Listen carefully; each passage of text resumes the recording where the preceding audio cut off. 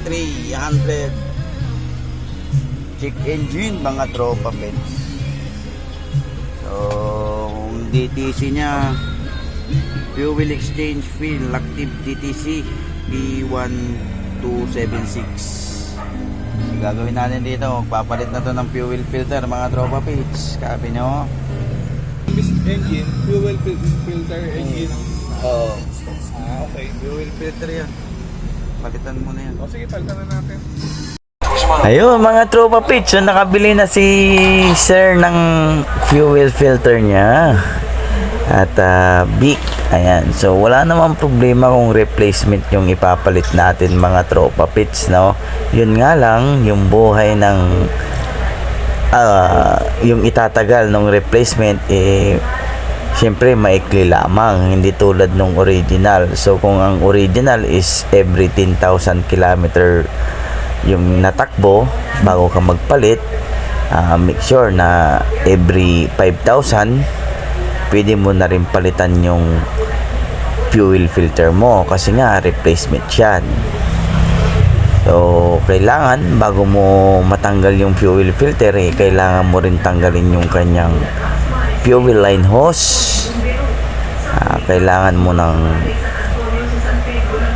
long nose or plies para yung hose clamp niya ay matanggal po natin upang sa ganun mahugot natin yung fuel line hose. So ang fuel line hose ng fuel filter natin is dalawa, isa sa papuntang makina at isa rin papunta sa tangke.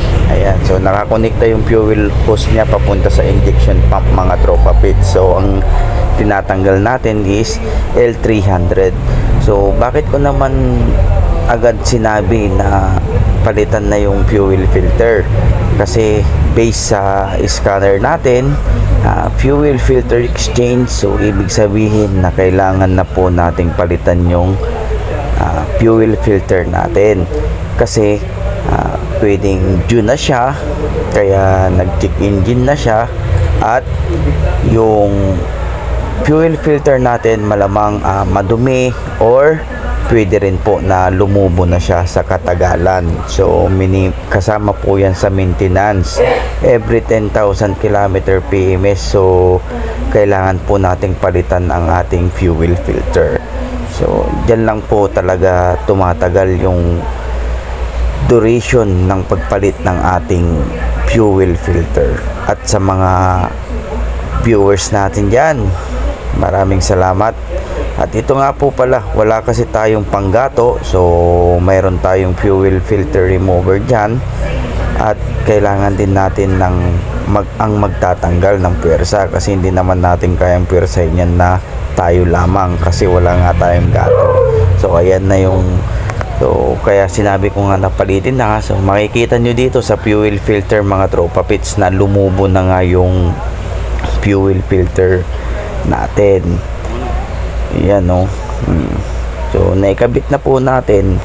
Kaya matsaglit lang naman to ikabit kasi kung paano mo siya nabaklas, ganon mo rin siya ikakabit.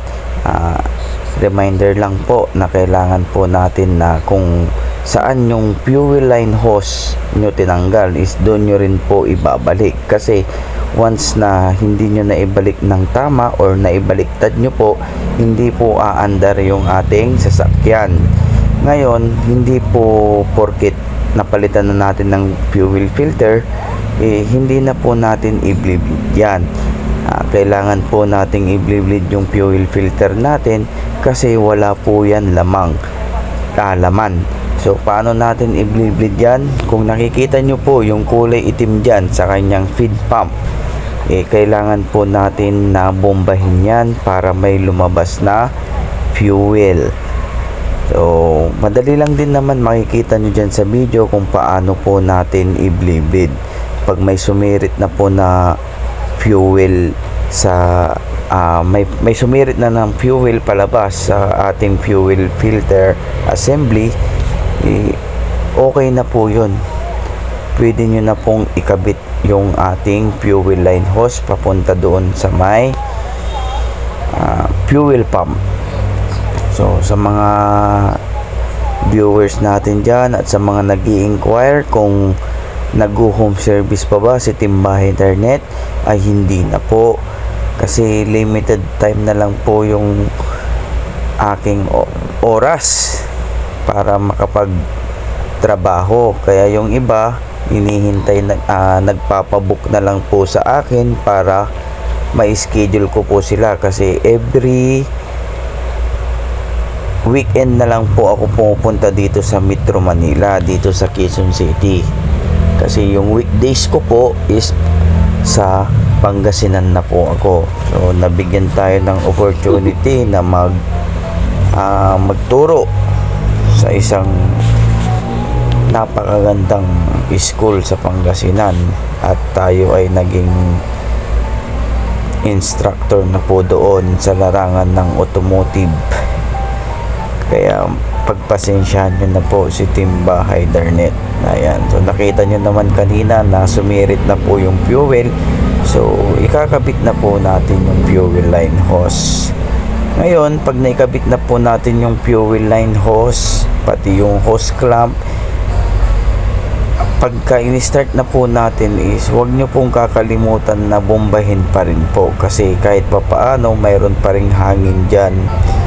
Para matanggal po yung hangin is i-press nyo po ulit yung ating feed pump, upang sa ganon hindi na po siya magkaroon ng hangin at tuloy-tuloy na po yung andar ng ating sasakyan, at hindi na rin po siya mag-check engine. Kopya nyo yun mga tropa pits. So i-start na natin. Ayun, so mandar, tulad ng sinabi ko is kailangan po nating i-pump ulit yung kanyang feed pump, upang sa ganon solido po yung fuel na papasok doon sa ating injection pump, at hindi magkakahangin at hindi na mamamatay. Ayan, so nakita nyo naman na wala ng check engine. So maraming salamat Sir Anthony sa pagpunta dito.